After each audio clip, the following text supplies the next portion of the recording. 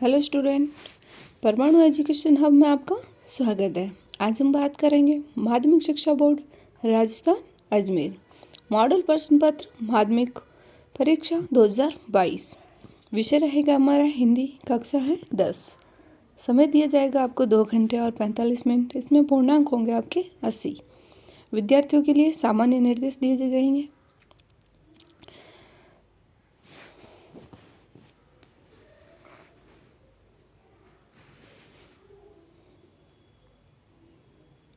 इसमें पहला प्रश्न दिया गया है आपको, निम्नलिखित अपठित गद्यांश को पढ़कर प्रश्नों के उत्तर दीजिए। ये एक ऐसा गद्यांश है जो कि आपके पाठ्यक्रम के बाहर से आया, जो कि आपके पढ़ा हुआ नहीं है। इसको आपको पढ़ना है और इसके यहाँ दिए गए क्वेश्चन के आंसर देने हैं। उपयुक्त गद्यांश का शीर्षक, अनुशासन कितने प्रकार के होता है, व्यक्ति के जीवन में सघन साधना का काल है। नेक्स्ट है अनुशासन के प्रमाण है। नेक्स्ट, व्यक्ति के जीवन में इसका गहरा महत्व है। सेकंड क्वेश्चन है हमारा, निम्नलिखित अपठित गद्यांश को पढ़कर प्रश्नों के उत्तर दीजिए। ये एक अपठित काव्यांश जो कि दिया गया है, इसमें इसे आपको पढ़ना है और इसके दिए गए आंसर के क्वेश्चन के आंसर देने हैं। पहला, उपयुक्त काव्यांश का उचित शीर्षक, इस काव्यांश में किसकी पीड़ा का वर्णन किया गया है।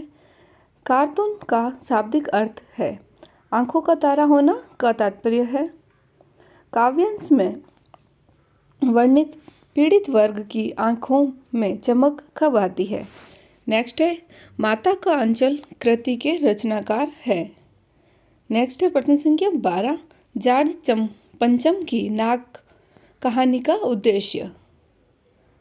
प्रश्न संख्या 2 है, इसमें रिक्त स्थानों की पूर्ति कीजिए। यहाँ कुल 6 वाक्य दिए गए हैं जिनमें हमें रिक्त स्थानों की पूर्ति करनी है। ये 1 नंबर का 1 है। नेक्स्ट है हमारा प्रश्न संख्या 3, निम्नलिखित अति लघुरात्मक प्रश्नों के उत्तर दीजिए। और प्रत्येक प्रश्न के लिए उत्तर सीमा लगभग 20 शब्द है। पहला प्रश्न है, संधि एवं संयोग में अंतर। सेकंड है, समाज शब्द की परिभाषा लिखिए। थर्ड है, तिल का ताड़ बनाना।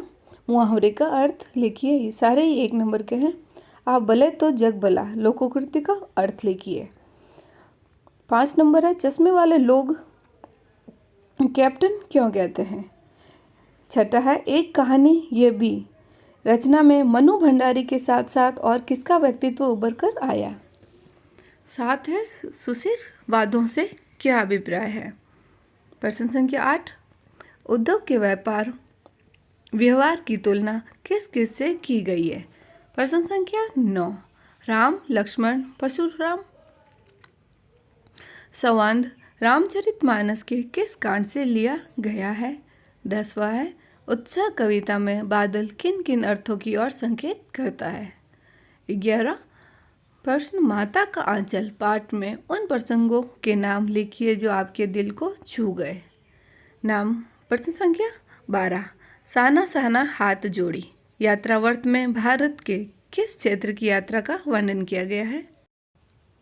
खंड ब है, निर्देश दिया गया है। प्रश्न संख्या 4 से 16 तक के प्रत्येक प्रश्न के लिए अधिकतम उत्तर की सीमा 40 शब्द है और ये प्रश्न होंगे आपके 2 नंबर के।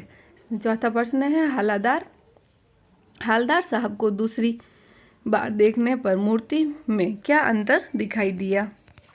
5वां है, बाल गोविंद भगत किस प्रकार के व्यक्तियों को अधिक स्नेह का पात्र मानते हैं और क्यों। 6 नंबर पे है, लेखक ने 2nd क्लास का रेल टिकट लेने का क्या कारण बताया। 7वां है, काशी की क्या विशेषता बताई गई है, संक्षिप्त में समझाइए। नेक्स्ट है, सूरदास जी ने उद्योग एवं कमल पत्र में क्या समानता बताई है। नंबर है, दोहा नामक छंद के लक्षण लिखिए। नेक्स्ट क्वेश्चन, प्रश्न संख्या 10, कन्यादान कविता में एक माँ अपनी बेटी को क्या सीख दे रही है। प्रश्न संख्या 11, अट नहीं रही है। कविता के आधार पर फागुन ऋतु में सौंदर्य को संक्षेप में लिखिए।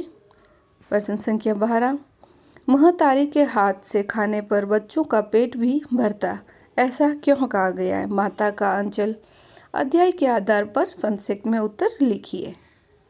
प्रश्न संख्या 13 है, नई दिल्ली का काया पलट क्यों किया जा रहा था?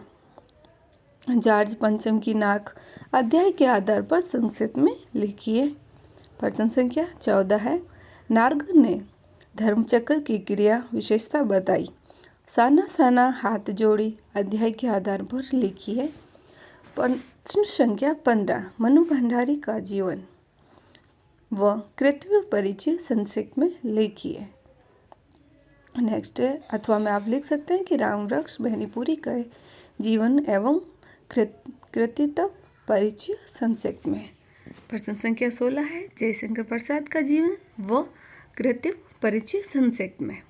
अन्यथा आप लिख सकते हैं गिरजा कुमार माथुर का जीवन परिचय संक्षेप में। नेक्स्ट है हमारा खंड स। प्रश्न संख्या 17, निम्नलिखित पठित गद्यांश की सप्रश्न व्याख्या कीजिए। प्रश्न संख्या 17 में आपको एक आपके पाठ्य पुस्तक में से एक गद्यांश दिया गया है।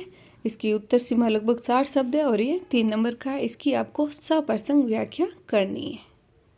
अथवा में दिया गया, आप इन दोनों में से किसी एक की सप्रश्न व्याख्या कर सकते हैं।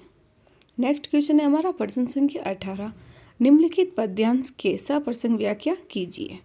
इसकी भी उत्तर सीमा लगभग 60 शब्द है। ये भी 3 नंबर का है। इस पद्यांश की आपको सप्रश्न व्याख्या करनी है। अथवा में भी आपको एक पद्यांश दिया गया है, आप चाहें तो इसकी भी सप्रश्न व्याख्या कर सकते हैं। नेक्स्ट है हमारा प्रश्न संख्या 19, बाल गोविंद भगत को साधु क्यों कहा गया? विस्तार से वर्णन कीजिए। इसकी भी उत्तर सीमा लगभग 60 शब्द है और ये 3 नंबर का है।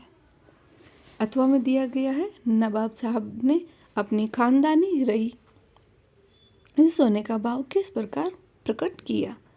प्रश्न संख्या 20, गोपियों के द्वारा हमारे हरी हारिल की लकड़ी कहने का क्या तात्पर्य है? इसके अथवा में दिया गया है, उत्साह कविता का केंद्रीय भाव लिखिए। प्रश्न संख्या 21, खंड द, निम्नलिखित विषयों में से किसी एक पर 300 से 350 शब्दों में सागरभीत निबंध लिखिए। यहाँ आपको टॉपिक दिए गए हैं। फर्स्ट है इसका राष्ट्रीय एकता, उसकी आपको लिखनी है प्रस्तावना, राष्ट्र के लिए एकता आवश्यकता, एकता के बाधक तत्व, एकता के पोषक तत्व एवं उपचार। ओके फ्रेंड्स, तो ये था हमारा प्रश्न पत्र। अगर आपको वीडियो हेल्पफुल लगे तो हमारे चैनल को लाइक करें, शेयर करें, सब्सक्राइब करें, बेल आइकन को प्रेस करें। Thank you for watching.